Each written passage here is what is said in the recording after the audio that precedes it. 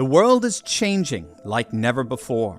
We are currently witnessing the unraveling of over 100 years of globalist infrastructure right before our very eyes.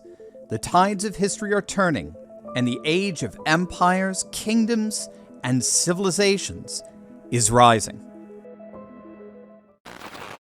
Ever since Russia's invasion of Ukraine, we've been hearing terms like multipolarity and a new multipolar world order every day, signifying the end of a unipolar liberal world order, a world that was governed by a single superpower at the helm, and the reawakening of multiple world powers and grand civilizations.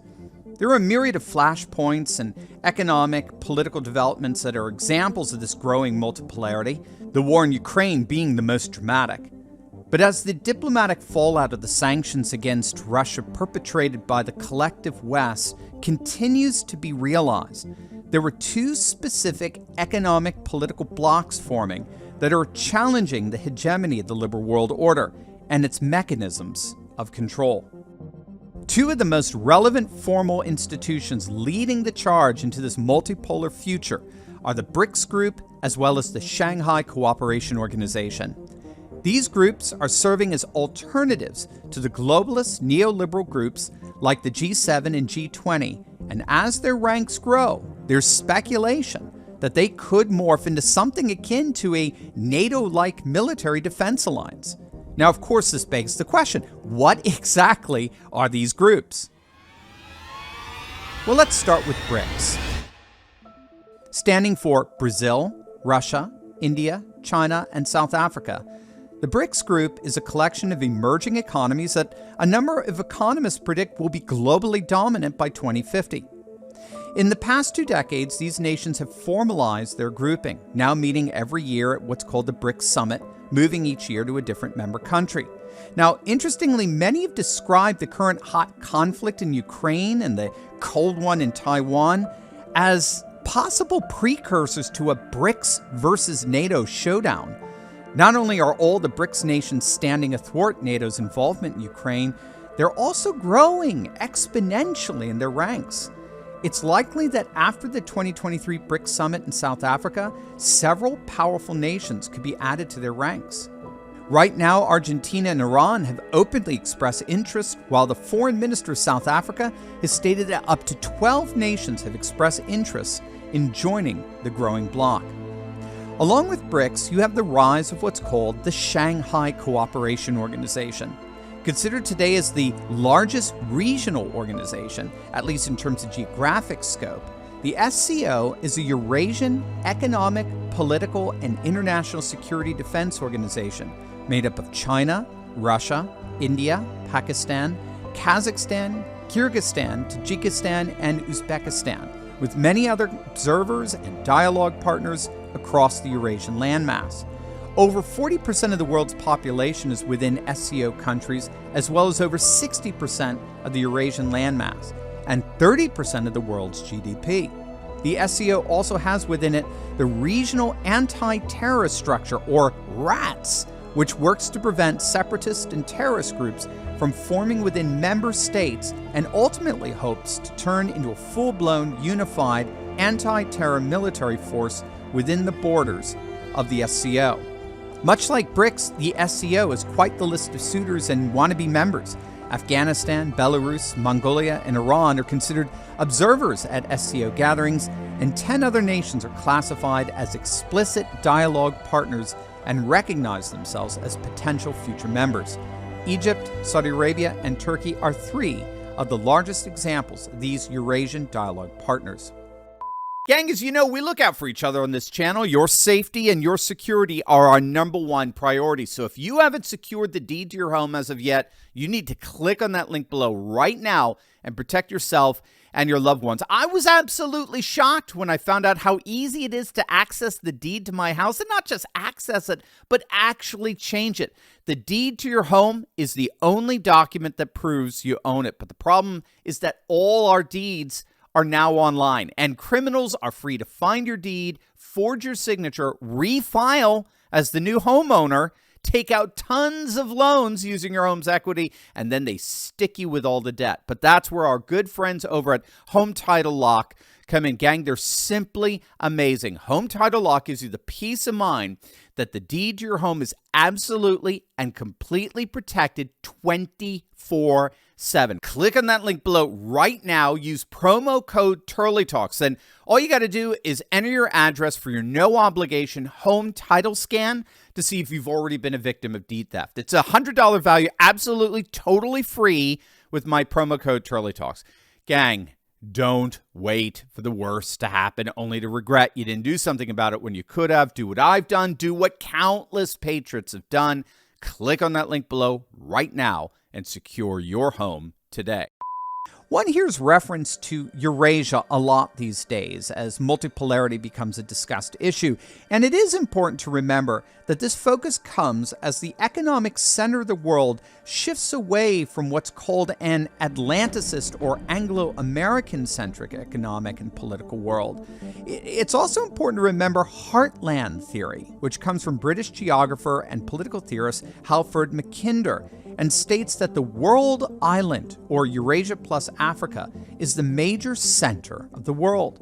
He posits further that the heartland of this world island is an area broadly from west of the Volga River to the Yangtze and the Arctic to the Himalayas.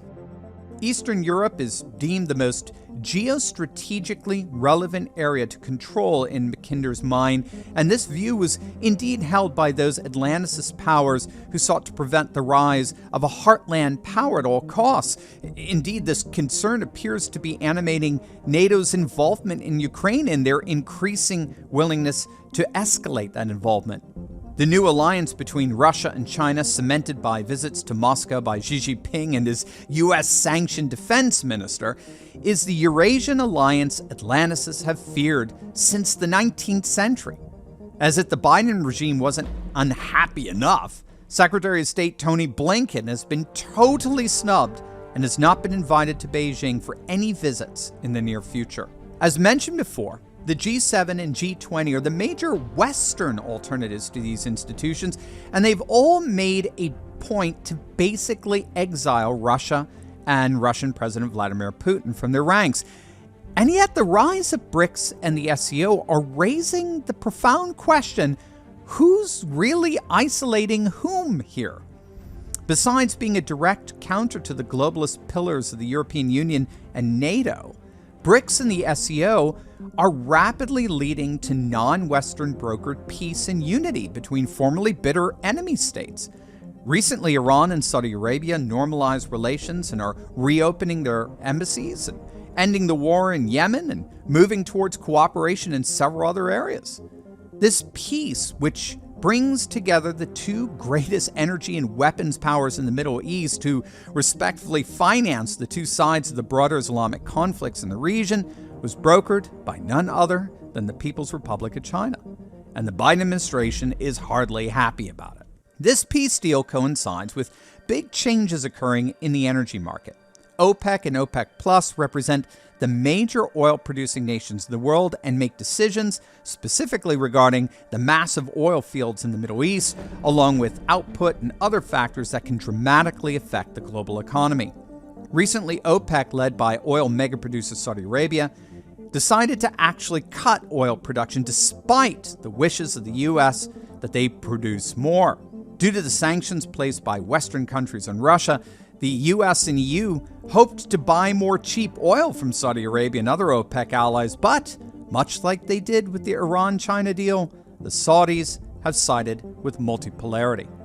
Not only are the major energy-producing nations siding with and even hoping to join BRICS and the SCO, the status quo of the petrodollar and the dollar's world reserve currency status is being directly challenged as well. It's been one of the major foreign policy goals of the United States to maintain the dollar's status as the sole medium of exchange for energy purchases. It was among the major reasons why our military-industrial complex went into Kuwait and Iraq and Libya and did what we did. It was among the major reasons why our military-industrial complex went into Kuwait, Iraq, and Libya.